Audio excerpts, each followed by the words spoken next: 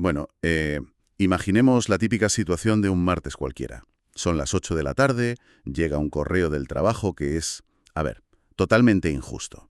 O quizás alguien se salta un ceda el paso de forma agresiva en un atasco. Sí, de esas veces que la sangre te hierve, el ritmo cardíaco se acelera un montón y, bueno, la primera reacción automática es estallar. Exacto. Y en ese preciso instante, pues, solemos pensar que simplemente estamos reaccionando al estrés normal de la vida. Pero, ¿y si en realidad estuviéramos perdiendo una partida crítica en un tablero estratégico invisible? Es una pregunta brutal, porque claro, ¿qué pasaría si la existencia humana, por el mero hecho de vivir en sociedad, nos introdujera a diario en una serie de juegos donde nuestras decisiones determinan literalmente nuestra evolución? O sea, ¿estamos jugando para ganar o para perder, nos demos cuenta o no? Vamos a desgranar esto a fondo hoy porque la inmersión profunda que tenemos entre manos examina un documento filosófico y estratégico que es, la verdad, de todo menos convencional. Desde luego. El texto se titula Camino de Sabiduría y Benevolencia. Y hay que advertir desde ya que no estamos ante el típico manual de 5 pasos para ser feliz. Para nada. No, que va. Es una arquitectura súper compleja, casi matemática, diría yo, para descifrar el núcleo del ser humano. Nuestra misión hoy es entender esa estructura interior y cómo nos prepara para estos juegos vitales. Así es. Y el planteamiento del texto es muy tajante. Nos dice que no se puede salir a jugar al mundo exterior si la propia pieza principal del juego, que somos nosotros mismos, está descalibrada. Claro, tiene todo el sentido. Por eso, el documento arranca con lo que llama un primer principio, que define nuestra anatomía profunda. Y utiliza dos términos que, bueno, imponen bastante respeto de entrada. A ver, cuéntanos. Nos define como un yo heptocúbico y como un Nepohualtzin viviente. Vale, paremos un segundo aquí porque la terminología tiene tela. O sea, Nepohualtzin sin viviente suena a algo milenario. ¿Qué significa exactamente esto y por qué el texto nos llama así?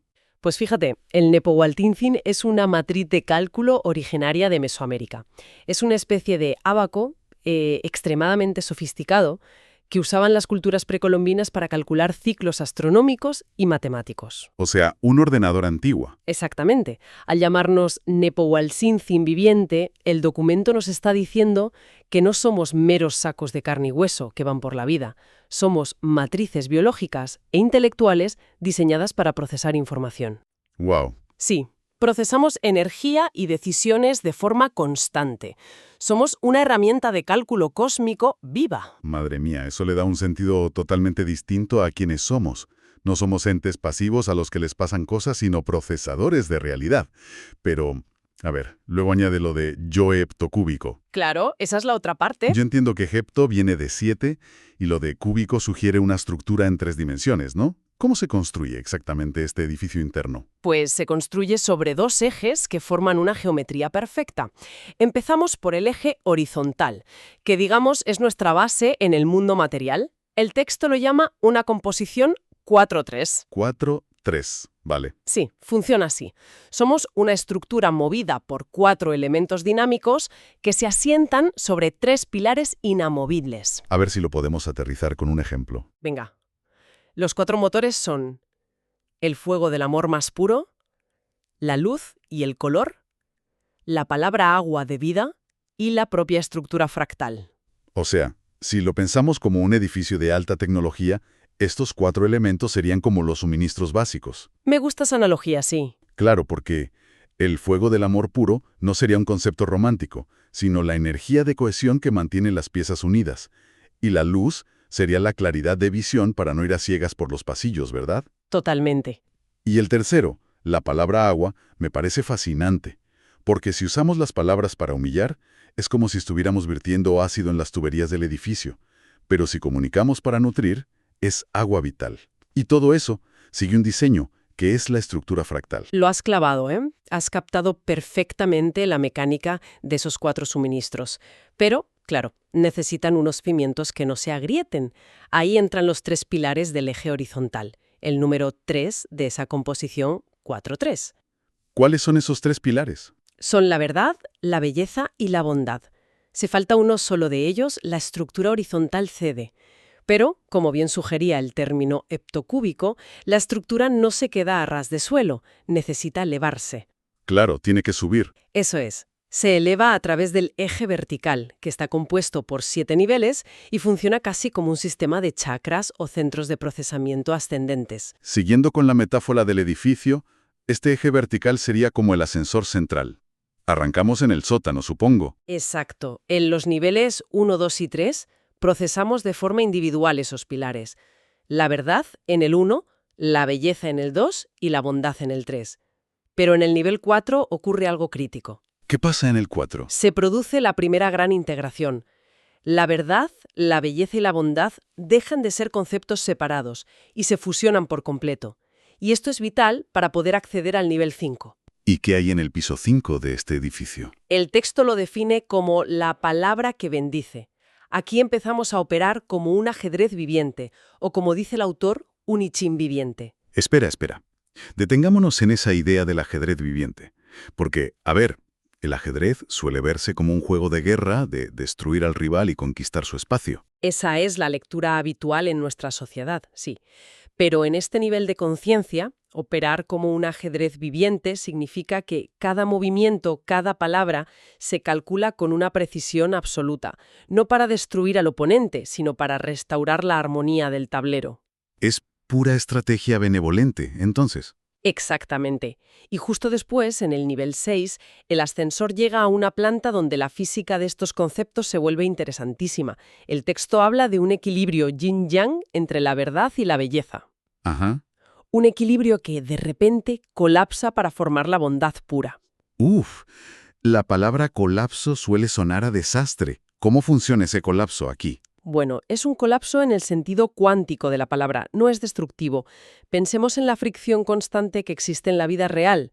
La verdad desnuda puede ser muy fría, muy cortante y a veces hasta cruel. Sí, el típico te lo digo porque es la verdad aunque te duela. Eso es. Y, por otro lado, la belleza pura puede caer fácilmente en la superficialidad o en evadirse de la realidad.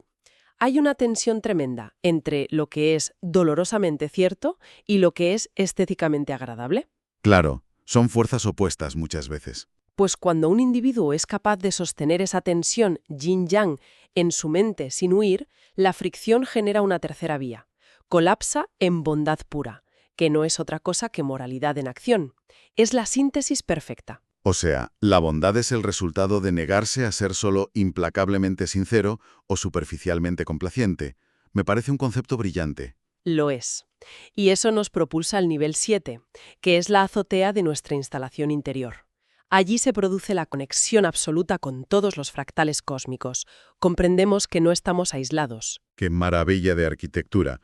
Pero entiendo que toda esta compleja explicación interna tiene un propósito puramente práctico de cara al exterior, ¿no? Absolutamente. El documento nos advierte que todos los días entramos a jugar en una serie de tableros estratégicos externos. Si nuestro ascensor vertical está roto o nuestros cimientos horizontales tienen grietas, seremos barridos del tablero en el primer turno. Pues salgamos al exterior, porque los escenarios que plantea el texto son muy del día a día. Aunque el texto no mencione nombres teóricos, formales, académicos, estamos ante dinámicas de estrategia pura y dura en la vida real. Totalmente. El primer escenario es el juego de la vitalidad y el templo físico. ¿Y en qué consiste el reto de cada día ahí? Es la partida de la salud frente a la enfermedad, la producción de alimentos frente al consumo tóxico y el control de los propios instintos. Vale, ¿y cuál es la estrategia para no perder en este tablero físico? Exige tratar el cuerpo biológico como el principal instrumento de la partida. Y fíjate en un detalle clave del documento. No solo habla de nutrición óptima, sino que eleva el descanso reparador a la categoría de movimiento estratégico ofensivo. Madre mía, esto va totalmente en contra del guión moderno. Ya te digo. Es que vivimos en una cultura que idolatra el agotamiento. Estar siempre ocupado, contestar correos de madrugada, dormir 4 horas, se exhibe como medallas de honor en el mundo profesional. Es una locura, sí. Lo que este documento propone es que el descanso no es inactividad ni pereza, es la reparación activa del hardware para poder seguir calculando la partida. O sea, quien no descansa pierde capacidad de procesamiento y por tanto pierde el juego. Sin duda, un jugador exhausto toma decisiones mediocres, siempre. Y eso nos empuja directamente al segundo tablero donde muchísima gente fracasa estrepitosamente. El juego del autodominio y la libertad. Ese suena complicado. Lo es. Aquí el adversario no es el estrés exterior o el jefe, sino nuestras propias adicciones y la esclavitud a los hábitos destructivos. Claro, la fuerza de voluntad. Y bueno, cuando hablamos de fuerza de voluntad solemos caer en el cliché aburridísimo de que hay que mover la montaña piedrecita a piedrecita. Sí, la típica frase de autoayuda. Exacto. Y la verdad, eso no motiva a nadie a las 7 de la mañana. Yo prefiero visualizar la estrategia de este tablero como si fuera una cuenta de interés compuesto en finanzas. Desarrolla un poco esa idea, porque encaja perfectamente con el planteamiento del texto. A ver si me explico. Si la fuerza de voluntad es nuestro capital, no nos hacemos ricos de la noche a la mañana. Cada vez que sentimos el impulso ciego de comer algo que nos hace daño, o de perder 2 horas deslizando la pantalla del móvil, y decidimos no hacerlo, estamos ingresando un microdepósito en nuestra cuenta de autodominio. Claro, céntimo a céntimo. Eso es. Al principio parece que no cambia nada en nuestra vida, pero la disciplina tiene interés compuesto. Ese control sobre lo pequeño se acumula, y meses después, el capital de voluntad es tan grande que nos proporciona la máxima recompensa del juego, que es la libertad real. Quien no controla sus impulsos acaba siendo esclavo de quien sí se lo sepa manipular. Qué buena analogía. Me parece mucho más precisa. Y bueno, una vez que nuestro cuerpo y nuestros hábitos están blindados, ¿el juego sube de nivel y pasamos al dominio de lo intangible? Aquí es donde nos metemos en terrenos más sutiles, supongo. Sí, las reglas cambian bastante. El tercer escenario es el juego de la energía etérica. Volvemos al ejemplo del principio del todo. Estamos tranquilos, alguien nos insulta o un cliente nos falta al respeto e inmediatamente nos encendemos. Ese es el reto central. El documento plantea que disponemos de una cantidad muy limitada de fuerza vital o energía etérica. El objetivo es incrementarla, pero el riesgo de cada día es malgastarla torpemente. O sea, enfadarse es perder recursos. Literalmente. La estrategia ganadora aquí es la serenidad absoluta. Reaccionar a la agresión con ira es abrir una válvula y dejar que nuestra energía se derrame por el suelo. Es una pésima jugada financiera, volviendo al interés compuesto. Alguien te pita en el tráfico, tú te enfadas y le acabas de regalar tu valiosa energía vital a un completo desconocido que ni siquiera sabe tu nombre. Exacto, es una pérdida de capital inútil.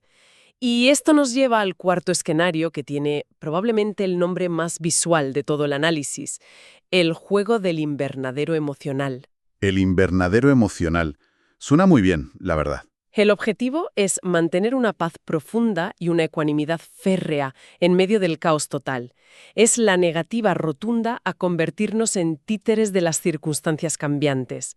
La estrategia pasa por construir lo que llama un oasis o arcoíris interior. Ujú. El texto sugiere que hay que aprender a prosperar bajo la lluvia y no simplemente sentarse a esperar a que termine la tormenta, porque las tormentas no siempre acaban rápido. Me fascina el concepto del invernadero, pero creo que hay que entenderlo bien. No se trata de crear una burbuja de positividad tóxica, ignorando que el mundo exterior puede ser un auténtico desastre. No, no, para nada. Se trata de construir, digamos, un microclima portátil propio. Imaginemos que estamos en un entorno hipercompetitivo, lleno de rumores, de estrés. Si los cristales de nuestro invernadero son lo suficientemente gruesos, la temperatura interior no baja por mucho que fuera esté nevando. Es una imagen súper clara. Las plantas que albergamos en el interior, es decir, nuestra tolerancia, nuestra calma, siguen prosperando independientemente del clima exterior. Y para que ese cristal del invernadero sea resistente a los impactos y no se rompa, es imprescindible dominar el quinto tablero, que es el juego de la perspectiva correcta. Cuéntame más sobre este tablero. El gran peligro de la sociedad actual, según el documento, es el juicio superficial y rápido. Uf, eso es el pan nuestro de cada día. Opinar de todo habiendo leído solo el titular. Exactamente. El documento insiste en que actuar sin sabiduría es sencillamente una locura. La estrategia exige desarrollar lo que denomina un pensamiento fino. ¿Pensamiento fino? Sí, es el entrenamiento de la mente para observar, intuir y decodificar lo intangible. Consiste en la capacidad de ver las corrientes subterráneas de un conflicto en lugar de quedarse embobado reaccionando a la espuma de la superficie. Claro, Sin ese pensamiento fino, el invernadero emocional se quiebra el primer impacto de desinformación o de manipulación externa. Así es, no hay cristal que lo aguante. A ver, tengo que hacer una pausa obligatoria aquí. Me toca hacer de abogado del diablo. ¿Dispara? Todo esto del invernadero emocional, el autodominio y el pensamiento fino suena impecable en la teoría. Es la imagen perfecta del maestro zen imperturbable. Pero seamos realistas, si nuestro invernadero individual está calibrado a la perfección, pero la economía mundial colapsa o el sistema social se desintegra a nuestro alrededor, el cristal se nos va a romper a todos por igual, ¿no? ¿No peca este documento de un individualismo un poco ingenuo al centrarse tantísimo en el ser interior? Es una objeción fundamental, muy bien traída. Y fíjate, el documento no la esquiva en absoluto. De hecho, ese es exactamente el detonante que nos empuja a la dimensión macroscópica. El texto nos deja clarísimo que la victoria individual es totalmente imposible sin la sostenibilidad colectiva. Ah, vale, entonces sí que mira hacia afuera. Sí, sí. Por eso, el sexto escenario es el juego del enjambre humano. ¿Y cómo define las reglas de ese enjambre? Porque suena a colmena de abejas. Pues, literalmente, nos visualiza como un inmenso enjambre hexagonal. ¿Y por qué hexagonal? Porque en la naturaleza, el hexágono es la geometría que maximiza el espacio y los recursos con la mayor eficiencia y el mayor apoyo mutuo. Tiene sentido matemático. Y divide este enjambre en distintas dimensiones interconectadas, usando unos términos muy de la Revolución Francesa. A ver, sorpréndeme. Habla de la dimensión cultural y educativa, que sería el tablero de la liberté. Luego está la dimensión económica y financiera, que es la fraternité. Y por último, la dimensión legal o política, que es la igualité. Vale. Aterricemos un poco la dimensión económica, esa fraternité.